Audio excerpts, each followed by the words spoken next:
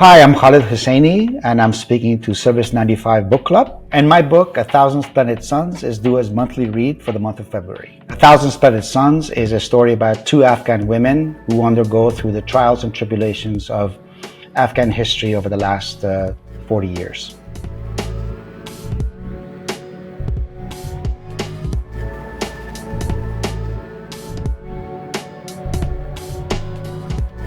The idea for A Thousand Splendid Suns really began when I visited Kabul in 2003. It was my first time back in some 27 years. I'd left as a child.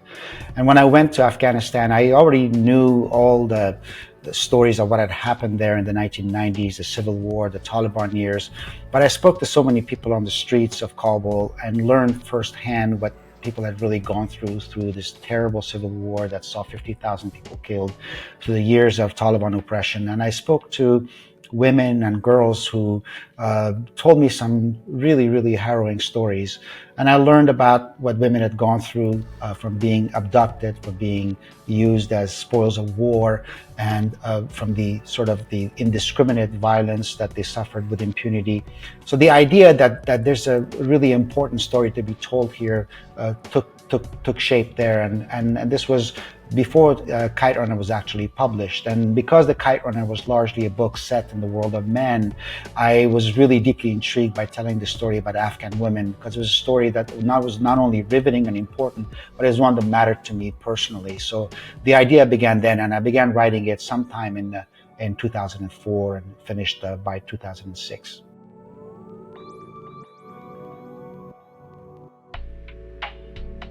The way I write is I have a germ, an idea, and I began to work it. And that idea is constantly going through a process of transformation and metamorphosis. So I don't outline my books. And so I began with this general idea about two women from very different parts, corners of Afghan society, who somehow come together and have to go through some difficult hardships and sort of save each other. And that's kind of the broad idea. And so I wrote, I think the first draft was really the most challenging one, where I wrote different drafts of the first draft. And so because I don't outline, I kind of fumble my way into blind alleys and have to backtrack and try something else. But it was really a process of just plugging away and keep working at it and hope that I find my way. So yeah, all my books have gone through enormous transformations as I'm writing them. Nothing is really outlined or planned. That's kind of the way it works for me. I've tried outlining books before, but I find that they sort of pigeonhole me, that sort of I feel squared, kind of corralled by them, and sort of robs me, at least, of that element of spontaneity and surprise and possibility that otherwise exists when I write without any kind of constrictions of an outline.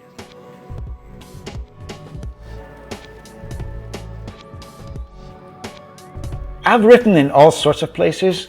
I think mostly I like to write somewhere really quiet. And the last few years, really for the last 10 years or so, I've really been writing from home.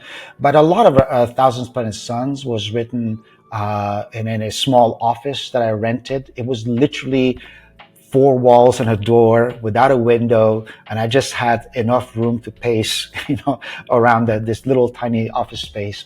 And so that kind of seclusion and kind of a bunker setting really helped me focus on the story. I tend not to be able to write in public places. I have tried writing in coffee shops and IHOP and places like that, but it's a little bit more challenging for me. I like to write somewhere where I'm really by myself and I'm alone. I tend to think of writing as having to descend into a kind of a mental bunker where you're really by yourself and you shut out the outside noise. And for A Thousand Splendid Suns, I was literally kind of in a bunker where there was really no intrusions from the outside world at all, and that seems to work best for me. I tend to write in the morning. I wrote The Kite Runner was really written between the hours of 4:30 in the morning and 8, and I was a fully practicing physician at that time, so I would write early in the morning and then go and see my patients. But I still tend to write in the morning hours, and I write till about mid-afternoon or so, and then I call it quits.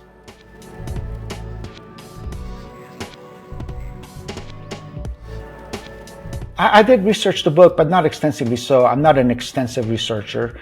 A lot of what I wrote in The Thousand Splendid Suns really emerged from conversations that I had with people on the streets of Kabul in 2003.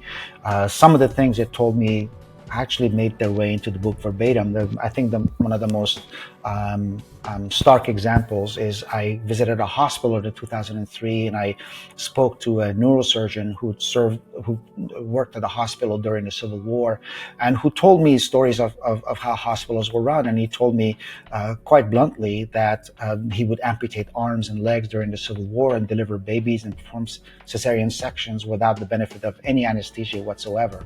And that's the kind of vivid detail that really kind of stays in your head. Afghans are storytellers, so I would go to a wedding or a funeral, a birthday party, and I would meet a fellow Afghan who had just returned from Afghanistan, who had lived there during the Taliban, and this is before my own personal return to Afghanistan. And he would tell me the things they saw. They would tell me what's going on, and some of those really vivid details would stick in my mind, and I sort of retrieved them for the writing of this book.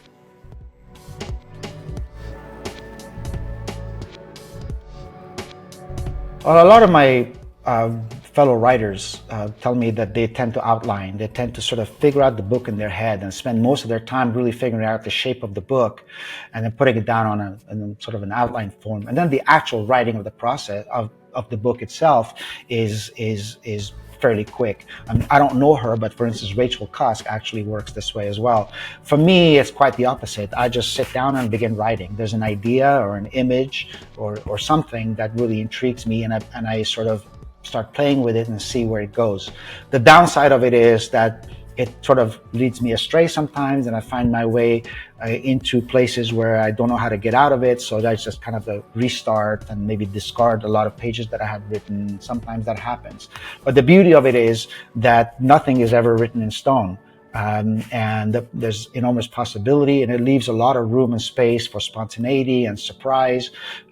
A really good example of that would be when I was writing The Kite Runner. I wrote an entire draft of the book without ever realizing or coming to the insight that the two main characters, the two boys in the book, were actually half brothers.